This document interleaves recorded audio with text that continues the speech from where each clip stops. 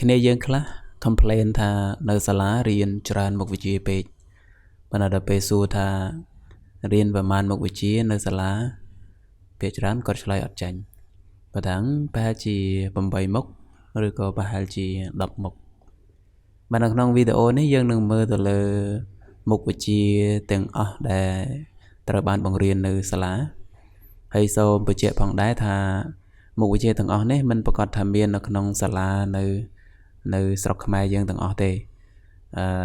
ប្រព័ន្ធអប់រំប្រទេសខុសៗគ្នាគេមាន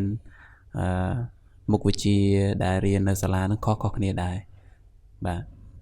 អញ្ចឹងយើងចូលទៅមុខវិជ្ជាទី1របស់យើងគឺ chemistry បាទ chemistry យើងប្រែថាគីមីវិទ្យាបាទគីមីវិទ្យាអូផ្លេចប្រាប់អ្នកទាំងអស់គ្នាខាងក្រោមនេះគឺជាសំណួរមួយដែលសួរថា How many subjects do you study at school How many subjects do you study at school បាទសួរថាតើមុខវិជ្ជាដែលរៀននៅសាលានោះមានប៉ុន្មានបាទមានប៉ុន្មានអូខេ subjects យើងប្រែថាមុខវិជ្ជាបាទអញ្ចឹងយើងចូលទៅពាក្យទី2បាទមុខវិជ្ជាទី2គឺ physics បាទពេលដែលយើងសរសេរមុខវិជ្ជា physics គឺតែងតែមាន s នៅពីក្រោយណា physics យើងប្រែថារូបវិទ្យាបាទបន្តមកទៀត biology biology យើងប្រែថាជីវវិទ្យាបាទជីវវិទ្យាទាំងអស់គ្នាដែលឡើងដល់អនុវិទ្យាល័យឬក៏វិទ្យាល័យទៅស្គាល់ណាមុខវិជ្ជាជីវវិទ្យា maths បាទពាក្យ maths យើងអាចសរសេរជាមួយនឹង s ក៏ត្រូវអត់មាន s ក៏ត្រូវដែរបាទ maths អូខេយើងប្រែថាគណិតវិទ្យាបាទមុខវិជ្ជាបន្ទាប់គឺ science អូខេ science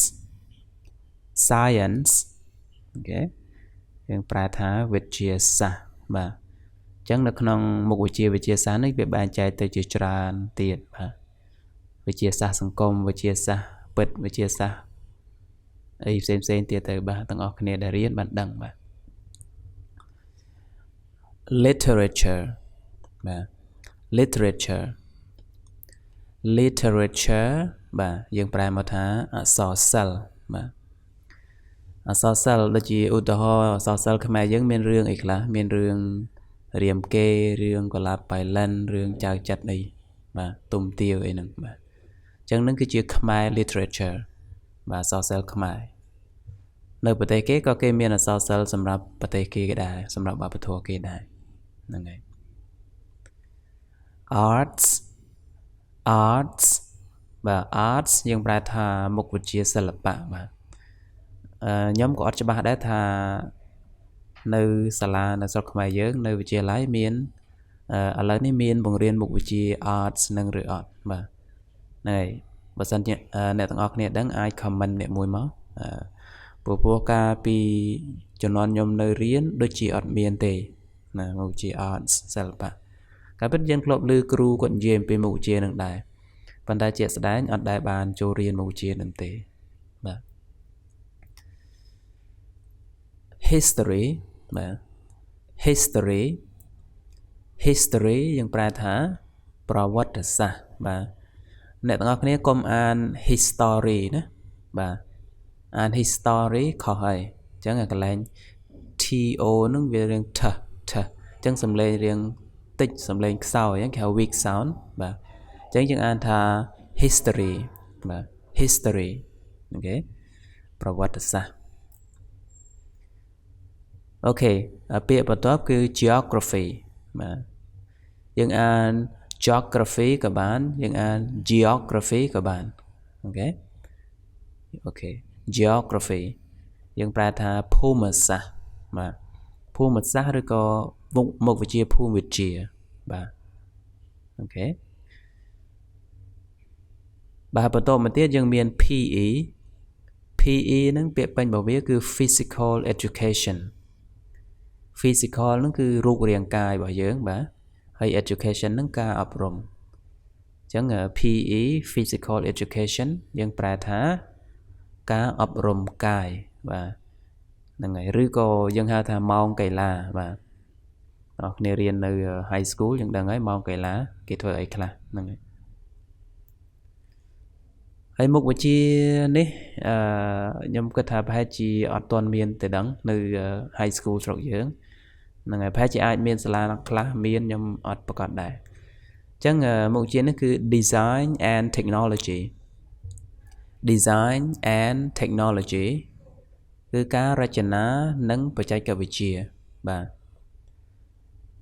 ហ្នឹងហើយ design យើងប្រែថារចនាហើយ technology គឺបច្ចេកវិទ្យាអូខេបាទមុខវិជ្ជាបន្ទាប់គឺ computer science computer science បាទ science វិទ្យាសាស្ត្រហើយ computer ហ្នឹង computer បាទអញ្ចឹងយើងប្រែថា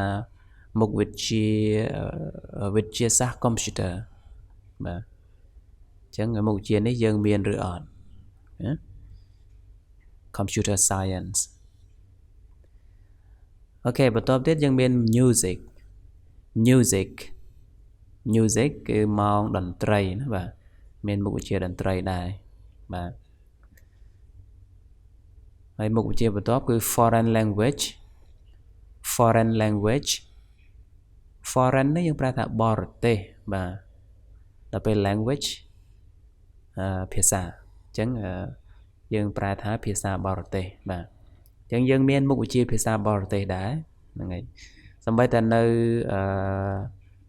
អង់គ្លេសក៏គេមានមុខវិជ្ជាភាសាបរទេសដែរនៅប្រទេសអង់គ្លេសណាគេអាចរៀនភាសាអីផ្សេងក្រៅពីភាសាអង់គ្លេសអាចភាសាអាល្លឺម៉ង់ឬក៏ភាសាបារាំងឬក៏ភាសាប្រទេសដែលមិនមែនជាប្រទេសខ្លួនបាទហ្នឹងជាភាសាបរទេសហើយបាទអញ្ចឹងនៅប្រទេសខ្មែរយើងរៀនភាសាបរទេសជាភាសាអីខ្លះ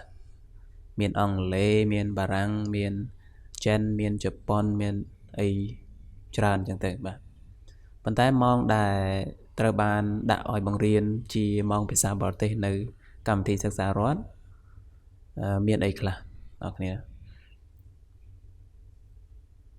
នាមុខវិជ្ជាបន្ទាប់គឺ English បាទ English គឺមុខវិជ្ជាភាសាអង់គ្លេសបាទអ្នកគ្នាដឹងហើយកំពុងតែរៀនអង់គ្លេសបន្ទាប់ទៀតយើងមាន social studies បាទ studies យើងប្រែថាការសិក្សា social គឺសង្គមណាសង្គមយើងប្រែថាការសិក្សាសង្គមគឺមុខវិជ្ជាសិក្សាសង្គមណាបងប្អូន social study បាទ health បាទ health គឺជាមុខវិជ្ជាផ្នែកសុខភាពណាបាទយើងមិនមែនទៅរៀនដល់ថ្នាក់ស៊ីជម្រៅដោយខាង doctor ឬក៏ពេទ្យដែលគាត់រៀនទេអញ្ចឹង health នេះគឺជា basic រៀនពីមូលដ្ឋានគ្រឹះគោលនៃសុខភាពរបស់មនុស្សយើងណាអញ្ចឹងកាលខ្ញុំរៀនក៏អត់មានដែរមុខវិជ្ជាសុខភាពនេះហើយជាពិសេសគឺសិស្សស្រីដែលជាទៅតែពេញវ័យឡើងមក high school មុខវិជ្ជានេះគឺសំខាន់មែនតើបាទសំខាន់ណាស់បាទមិនថាតែស្រីទេទាំងប្រុសទាំងស្រីបាទមុខវិជ្ជាសុខភាពនេះគឺសំខាន់សម្រាប់ជីវភាពរស់នៅប្រចាំថ្ងៃអញ្ចឹងទាំងអស់គ្នាគិតថាកម្មវិធីសិក្សារដ្ឋយើងគួរតែដាក់ទេមុខវិជ្ជានេះ home economics បាទមុខវិជ្ជាបន្ទាប់ហ្នឹងគឺ home economics បាទ economics យើងប្រែថាសេដ្ឋកិច្ចណាបាទដល់ពេល home ហ្នឹងផ្ទះឬក៏គ្រួសារបាទយើងប្រែថាសេដ្ឋកិច្ចគ្រួសារមុខវិជ្ជានេះខ្ញុំក៏មិនដែលជួបប្រទេសដែរបើតាមមើលប្រហែលជាអាចតាក់ទងនឹងគេហកិច្ចឬក៏ហ្នឹងហើយប្រហែលជាគេហកិច្ចមុខវិជ្ជាគេហបាទហ្នឹងហើយ home economics បាទអញ្ចឹងនៅស្រុកគេមានណាមុខវិជ្ជានេះហើយក៏អត់ប្រកាសថាគេរៀនអំពីអ្វីខ្លះដែរហ្នឹងហើយ hay miền mù chia drama đã ngọc nghĩa và drama mà mù chia drama nó cứ mù chia này sầm đai sẽ là bạ sầm đai đờ tu thua chỉ tu sầm đai nhé nó ngày miền đài nó và mù chia drama hay bắt đầu mà tiết dân miền psychology và psychology dân pra tha chặt sa chặt việt chia và dân mục chia nâng sầm khăn đã cứ mục chia chặt việt chia và dân tôi tại ai ta thana riêng cấp bộបន្តិចបានអាចមានមុខជានឹងបាទបន្តមកទៀតយើងមាន sociology បាទ sociology គឺមុខវិជ្ជាសង្គមវិទ្យាបាទសិក្សាពីសង្គមបាទហ្នឹងហើយបាទសិក្សាពីបញ្ហាក្នុងសង្គមឬក៏ច្រើនទៀតនិយាយទៅមុខវិជ្ជាមួយហ្នឹងបើយើងនិយាយទៅវាធំបាទវាធំតលាយបាទហ្នឹង sociology សង្គមវិទ្យាបាទអូខេអញ្ចឹងមុខវិជ្ជាទាំងអស់ដែលខ្ញុំលើកឡើងថ្ងៃនេះមានទាំងអស់ប៉ុណ្ណឹងនៅលើ slide នេះហើយខ្ញុំនឹងធ្វើការអានម្ដងទៀតហើយទាំងអស់គ្នាអាចធ្វើការអានតាមខ្ញុំបាន repeat after me maths English science history geography physical education art music foreign language computer science social studies health home economics drama chemistry biology physics economics psychology